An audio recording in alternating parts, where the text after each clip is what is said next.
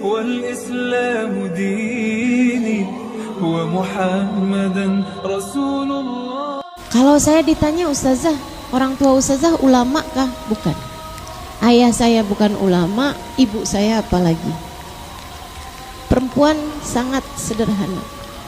Akan tetapi dari ayah saya maupun ibu saya ngerti bahwasanya dunia ini bukanlah tujuan, ia hanyalah perjalanan menuju akhirat.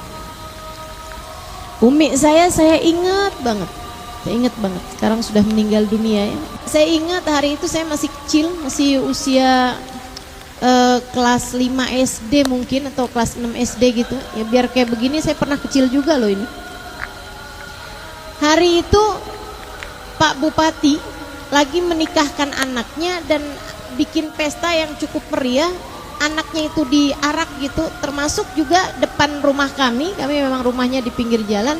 Itu juga arak-arakannya itu sampai ke situ juga gitu, pakai drum band. Saya nggak ngerti ya kenapa kok waktu itu ada hal-hal seperti itu gitu. Jadi saya pun juga nonton gitu. Saya sama umi saya tuh juga nonton, liatin gitu. Terus habis itu kami pun masuk ke dapur, masuk ke rumah maksudnya. Terus di dapur tuh saya ingat perbincangan antara saya sama umi saya. Saya bilang, "Mi, rame ya Mi ya, pestanya ya Mi ya." Saya bilang, "Umi doain Mi, biar Ima." Saya Halimah namanya, saya suka bahasain bahasa panggilan kecil Ima. Saya bilang, "Mi doain nih Mi, biar Ima kaya. Nanti kalau Ima kaya Ima bisa bikinin Umi pesta yang besar." Umi saya bilang, "Umi nggak suka rame-rame nak. Kalau gitu Mi doain biar saya bisa kaya, jadi saya bisa bangunin buat Umi rumah yang besar." Umi saya bilang, "Rumah besar bersih-bersihnya capek." Iya juga sih. Terus saya bilang, "Kalau gitu doain biar kaya nih."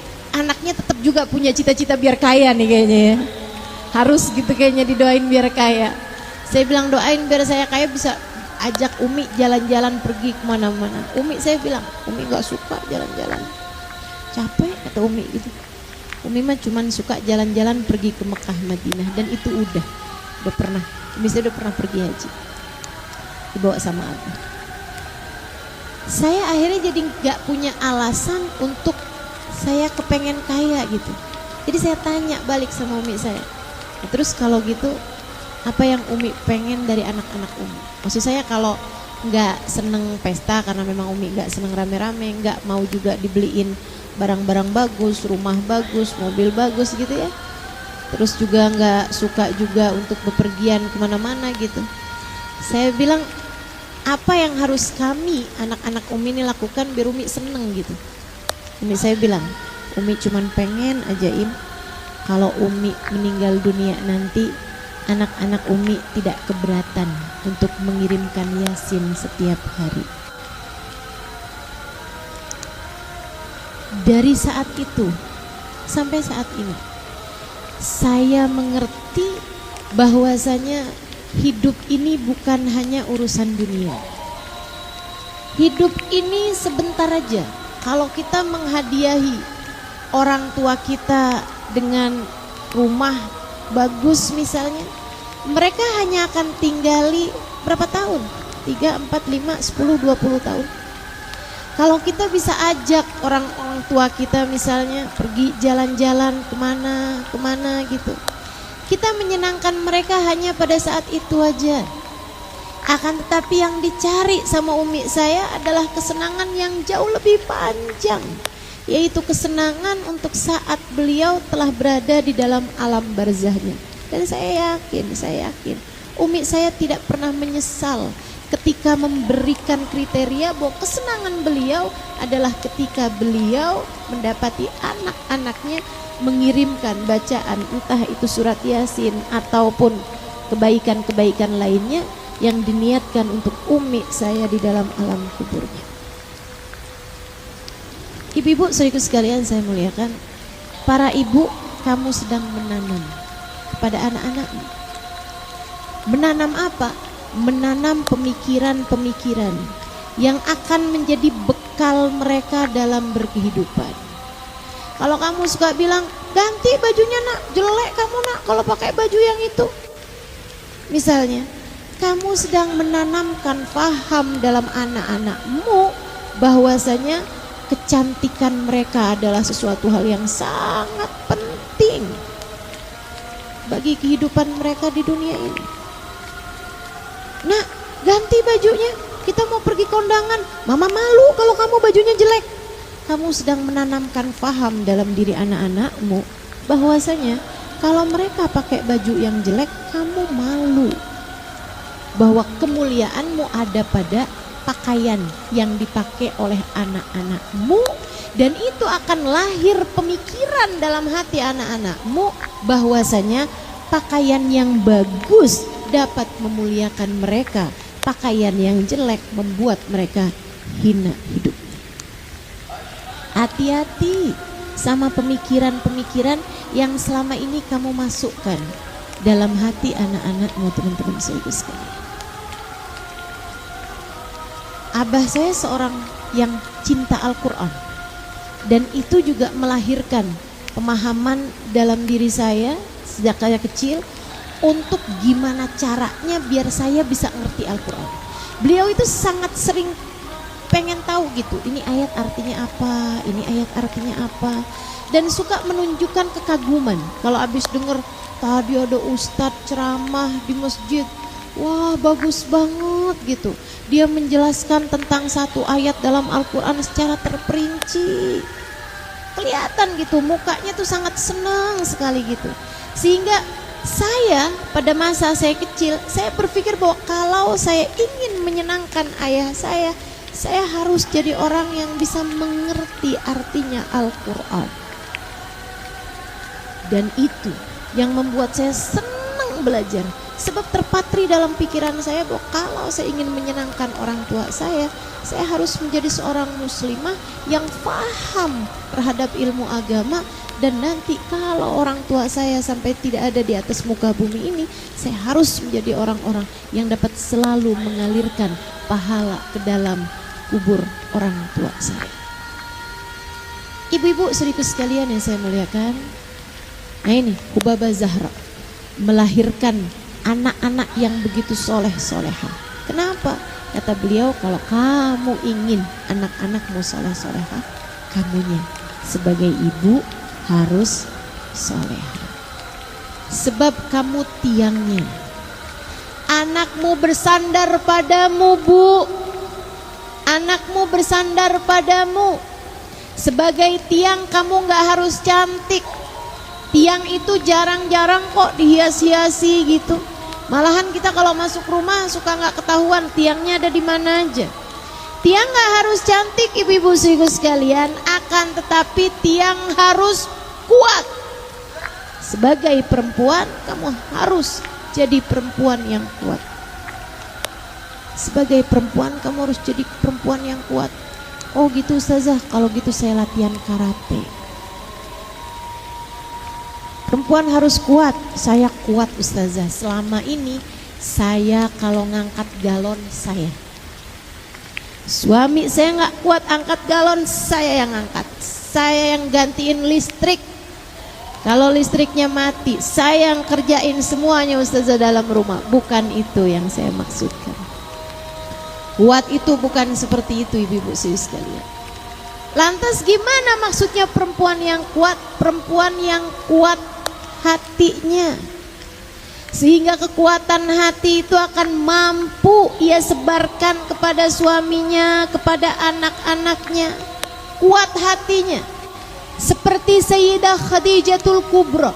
Teman-teman saudariku sekalian yang saya muliakan, Sayyidah Khadijah ini saya liatin di majelisnya namanya Majelis Khadijah Kubra, bukan? Betul ya? Sayyidah Khadijah itu adalah seorang perempuan, salah satu dari perempuan yang paling kuat yang pernah saya lihat, yang pernah saya dengar ceritanya di atas muka bumi ini. Teman-teman saudariku sekalian yang saya muliakan, kuat apanya beliau? Kuat secara hatinya, kuat terhadap rasanya. Saudariku sekalian yang saya muliakan, lihat bagaimana kekuatan Sayyidah Khadijah. Saat Nabi Muhammad sallallahu alaihi wasallam datang dengan menggigil badannya. 15 tahun usia pernikahan mereka kala itu. Sayyidah Khadijah menikah di usia 40 tahun, Nabi Muhammad waktu itu usia 25 tahun. Ketika 15 tahun kemudian Nabi Muhammad usia 40 tahun, beliau datang dari Gua Hiro. Setelah berhari-hari ada di sana, diturunin wahyu oleh Allah Subhanahu wa taala dengan datang malaikat Jibril bawa perintah, Iqra ya Muhammad, baca wahai Muhammad. Tapi Muhammad bilang, ma'ana biqari, saya nggak bisa baca. Didekap sama malaikat Jibril, hatta barantu annahul maut, sampai dikirain Nabi itu adalah kematian. Dilepasin lagi sama malaikat Jibril, Iqra ya Muhammad, baca wahai Muhammad. Nabi Muhammad bilang, ma'ana biqari, saya nggak bisa baca. Didekap lagi sama malaikat Jibril sampai 3 kali berturut-turut. Kemudian Nabi Muhammad bertanya, mada aqra, apa yang mesti saya baca?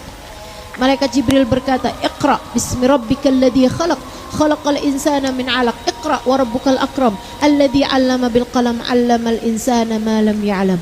Itu Nabi Muhammad keluar dari gua dengan tergopoh-gopoh, dengan terjatuh-jatuh. Nabi Muhammad jalan terus menggigil tubuhnya, teman-teman sekalian, karena ketakutan yang luar biasa atas apa yang terjadi. Sampai kemudian beliau mengetuk pintu istrinya, Sayyidah Khadijah. Sayyidah Khadijah membuka pintu tersebut, mendapati suaminya menggigil. Hanya berkata dengan satu ucapan aja, Zammiluni, Zammiluni, Zammiluni ya Khadijah, Zammiluni, selimuti aku wahai Khadijah, tolong selimuti aku. Sayyidah Khadijah, perempuan kuat, mendapati suaminya panik. Saya bayangin ya, kalau Sayyidah Khadijah bukan perempuan kuat, biasanya suaminya panik, bininya ikutan lebih panik lagi. Ayo para istri, suamimu panik, kamu gimana nih? Sayyidah Khadijah nggak ada panik-paniknya.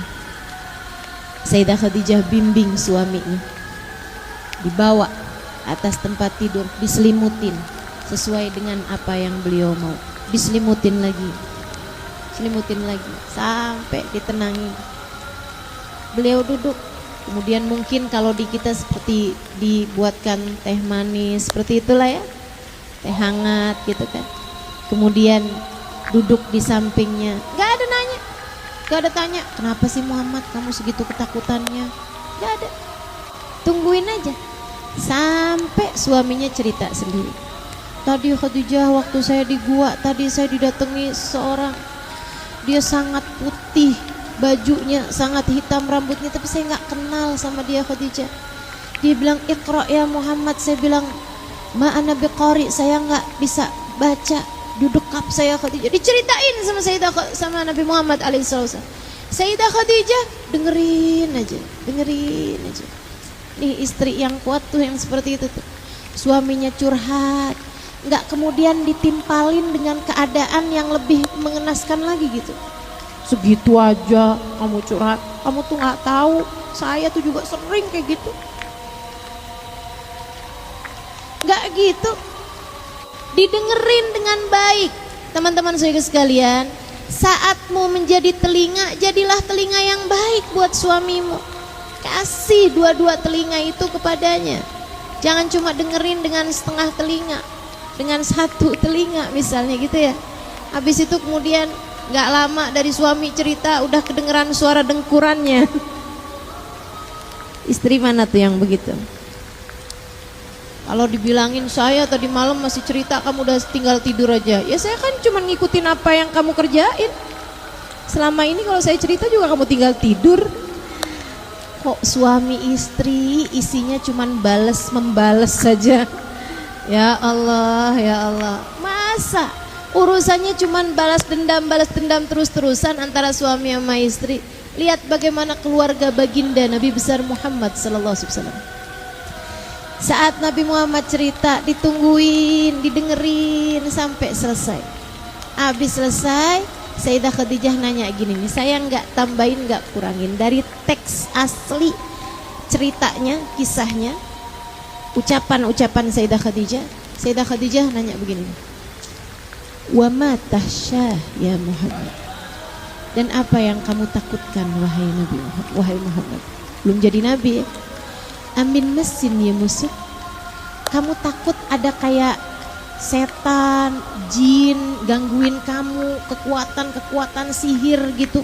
Zaman itu banyak sihir-sihir ya. Apa itu yang kamu takutkan? Kamu kayak disantet, kamu kayak dijahatin, atau ada kekuatan-kekuatan supranatural gitu yang gangguin kamu, ada makhluk apa tuh namanya? Makhluk mistis gitu gangguin kamu, seperti itu wahai Muhammad, kamu takut? Nabi Muhammad mengangguk. Teman-teman saudara sekalian yang saya muliakan, kemudian Sayyidah Khadijah menjawab, Innallaha la yukhzika abada. Wahai Muhammad, kamu harus tahu Tuhanmu tidak akan pernah menyusahkanmu. Tuhanmu gak akan bikin kamu susah wahai Muhammad. Innaka latasilur rahim wa innaka latuqrid dhaif wa innaka latakilul aitam. Orang sepertimu tidak akan pernah dikecewakan oleh Tuhan wahai Muhammad, sebab kamu adalah seorang yang selalu menyambung hubungan kekerabatan. Kamu adalah seorang yang selalu menjamu tamu. Kamu adalah seorang yang selalu menyantuni anak yatim. Orang sepertimu wahai Muhammad akan selalu disayang oleh Tuhan. Kurang lebih seperti itu teman-teman sekalian, kalau diartikan dalam bahasa Indonesia. Tuhanmu tidak akan pernah mengecewakanmu. Sehingga sekalian saya muliakan, ini ucapannya Sayyidah Khadijah oleh para ulama ahli sejarah kayak semacam ditulis dengan tinta emas gitu. Kenapa gitu?